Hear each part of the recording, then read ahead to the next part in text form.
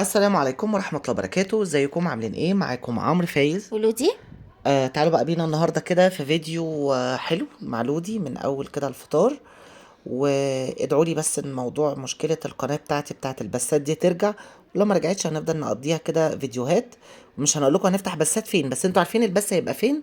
في قناة الست اللي جنبي دي، علشان بس لما بقول الاسم دوت بتحصل لي مشكلة. قولي. الله يسترك، شكرا. اول حاجه بقى، انا عملت كوبايه قهوه كده، ومحدش يقول لي انت بتشربي قهوه على الصبح. انا بشرب مع عمرو شاي بلبن، وكان هو جايب لي البيتزا دي، مع انه ما بياكلش الحاجات المعجنات والحاجات دي، بس إيه يعني ايه، بيجيبها لي فانا باكلها لوحدي. المهم، هنخش بقى في الموضوع. انا النهارده قلت كان بقالي كتير قوي ما جبتش كبده، ايه الالوان فقلت الحلوة دي؟ شكرا. شفتي اللفة اللي انا لفتها لهم من ايوه. شوية دي؟ هيرجعوا كلهم دول. جبت بقى الطبق الجميل ده، حطيت فيه الكبده، وطبعا يعني قطعتها كويس وحطيت عليها خل، علشان ايه، يعني حطيت عليها خل بعيدا عن الخل اللي هحط في التتبيله، ماشي، عشان بس ايه ما تبقاش زفره. وجبت طبق تاني، الطبق التاني ده اللي هعمل فيه التتبيله، علشان هاخد نصها احطه على الكبده يتبل بيها، والنص التاني هحطها وهي بتستوي. بالظبط يا جماعه، الكبده ما بتتغسلش، حطوها في المصفى وحطوا عليها خل. بالظبط كده، هي هتنزل ما الزفاره تحطش بتاعتها عليها كلها ميه. وهتبقى زي الفل. هحط طبعا ملح، المعالق بقى السيليكون الجميله دي بتاعه التوابل، انا بحط فيها كده على طول، بس انا جايباها للتصوير، مع ان انا ما بصورش كتير، بس جايباها للتصوير عشان تعرفوا ان انا مهتمه بيكم. حطيت ملح، وحطيت فلفل اسود، وحطيت كمون، وحطيت كزبره، وحطيت سنه صغيره قوي من الجنزبيل. انا الجنزبيل معتمداه سواء في اللحوم او فراخ او كبده او كده، هو ما بيعملش طعم على قد ما هو ما بيخليش فيه زفاره. والتست بتاعه برضو لو ظهر بيبقى حلو. بالظبط. وكده حطيت كميه كده محترمه من التوم، يعني معلقتين 3 كده كبار. وعندي طبعا خل، وعندي ليمونه.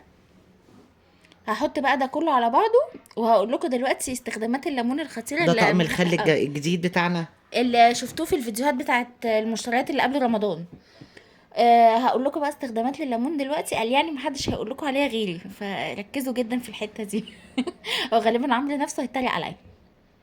هنرجع هنا الخل، وبعدين هحط بقى الليمون. وطبعا يا جماعه احنا الليمون غالي دلوقتي، فاحنا ولا بنرمي الليمون ولا بنرمي القشر ولا بنرمي اي حاجه، بنستغله كله. بس هو عامه اي وقت يبقى عندكم قشر ليمون، لو انتوا حوشتوه كده في الفريزر مش هيجرى له حاجه، وتقدروا ان انتوا تستخدموه في صابون المواعين او في تنظيف الفراخ او في اي حاجه زي كده.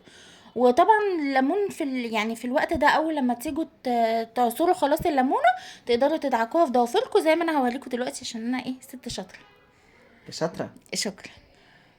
والله اتريق عليا، هوريهم لا دلوقتي. انا ما بتريقش والله والله. العظيم هوريهم دلوقتي، هتشوفوا هما هيتريقوا عليا هما كمان. ده عشان خاطر الناس اللي ضوافرها ما بتطولش، الناس اللي بتبقى فيه عندها على طول ودنه بتبقى طالعه الجلد اللي هو الزايد بزياده ده. وهو بيفتح الحتت وطبعا الوان المانيكير للناس اللي بتستخدم كتير ومش هنقول لكم الستات اللي بتشرب سجاير، بس يعني اي حاجه بتيجي في الضفر، حتى ان كانت بتغير لها لون المانيكير مره بالظبط. كذا مره. وهو كمان بيفتح العقل بتاعت الصوابع، يعني بعيدا عن بس السكرابات لو بتاعت. ما لو في قشف هيصوتوا بالظبط، ما انا كنت لسه هقول. بس هو كمان علشان لو في حد بشرته حساسه قوي، لو هيتحسس من الليمون، ايدينا مش بتتحسس قوي من الليمون. او قشف يعني. قولي انت انت ماشي مكسوفه ليه؟ ماشي، لا انا بقول عامه يعني. ماشي. بس فقال لي انا ايه، قلت لكم معلومه مهمه دلوقتي. هقلب بقى كل التتبيله دي كويس قوي، وزي ما انا قلت لكم هاخد نصها على الكبده ونصها اسيبها على جنب، علشان احطها في التسويه. نفس الحكايه على فكره، لو انتوا بتعملوا سمك هتحطوا برضو التتبيله كلها، تعملوها بكميه، وتحطوا نص التتبيله في السمك، والنص التاني تسيبوه تحطوه مع الرز، بيدي تست حلوه قوي.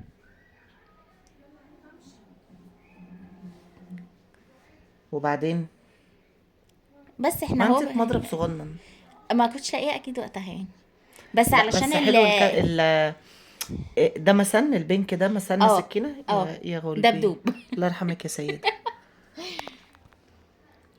والملح الجديد الطبق الاصفر ده يا جماعه اللي احنا كنا جايبينه من السخنه. من زهران. زهرون اوتو مارك. هي الفكره على فكره في المعلقه مش في المضرب، لان كان لسه التوم مجمد، فعشان في الفريزر كنت واخداه بالسكينه، فعلشان اعرف افتته طبعا كويس. بالنسبه لكبده المحلات ما بتحطش عليها كل الحاجات دي، عشان بس تبقوا عارفين ان في طعم الكبده اللي في البيت حاجه، وطعم الكبده اللي في الشارع حاجه. اللي في الشارع ما بتحطش عليها الحاجات دي اصلا.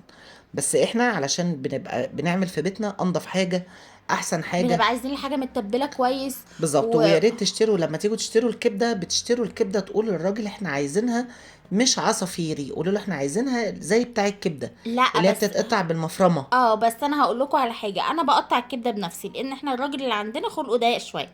يعني انا قبل كده جبت منه شاورما متقطعه، مش قادره اقول لكم اجرك الله، حتت تحسوا ان هي صوابع زينب. بالظبط كده. فما حبيتهاش خالص. هنا انا جبت حله صغنطوطه علشان اعمل فيها صلصه الطماطم بتاعه المكرونه، علشان قبل ما عمرو يجي احط الكبده واحط المكرونه في الصلصه على طول، يعني ابقى خلصت كل حاجه، ابقى انجزت. انتوا عارفين الجو ابتدى يحرر، فعلشان ايه نبقى انجزنا كده مع بعض. هتحمروا كويس قوي البصل، وبعدين تسيبوه لغايه لما يتحمر. علشان انا قبل كده يعني اول ما ابتديت اعمل مكرونه بطماطم ما كنتش بحمر البصل، ولما ما كنتش بحمر البصل كانت المكرونه بتطلع كده صيصه كده وحشه. فحمروا البصل هيطلع احلى، صح؟ اه ماشي. هفضلوا اقلبوا اقلبوا اقلبوا اقلبوا اقلبوا.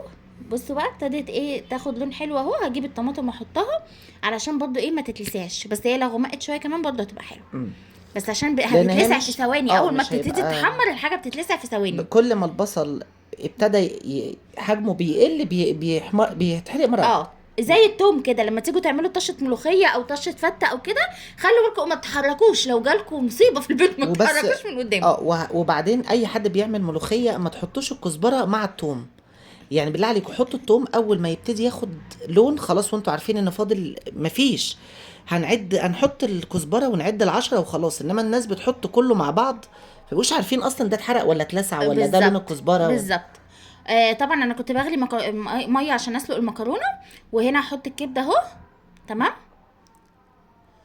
وبعدين هسيبها بقى، يعني ايه انا مش هقلبها كتير عشان ما تنزلش ميتها، يعني انا بس هديها ان هي تتفرد في الطاسه كلها علشان اقدر اقلبها الناحيه التانية، تبقى خلاص هي ابتدت تستوي، فاهمين قصدي، وتتحمر كده وتبقى حلوه. ما تتهريش برضو لان الكبده دي حاجه ضعيفه جدا. بالظبط. وهنا حاطه طاسه علشان احمر بطاطس طبعا.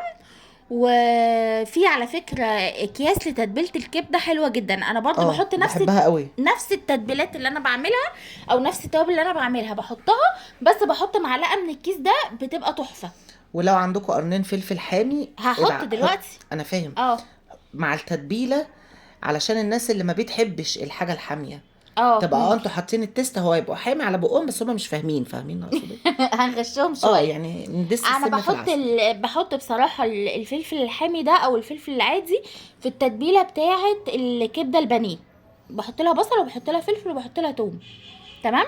بس كده. المهم بقى الكبده خلاص هتستوي، واول لما تيجي تستوي هبتدي احط بصوا بقى التتبيله اول لما دلوقتي لونها غير.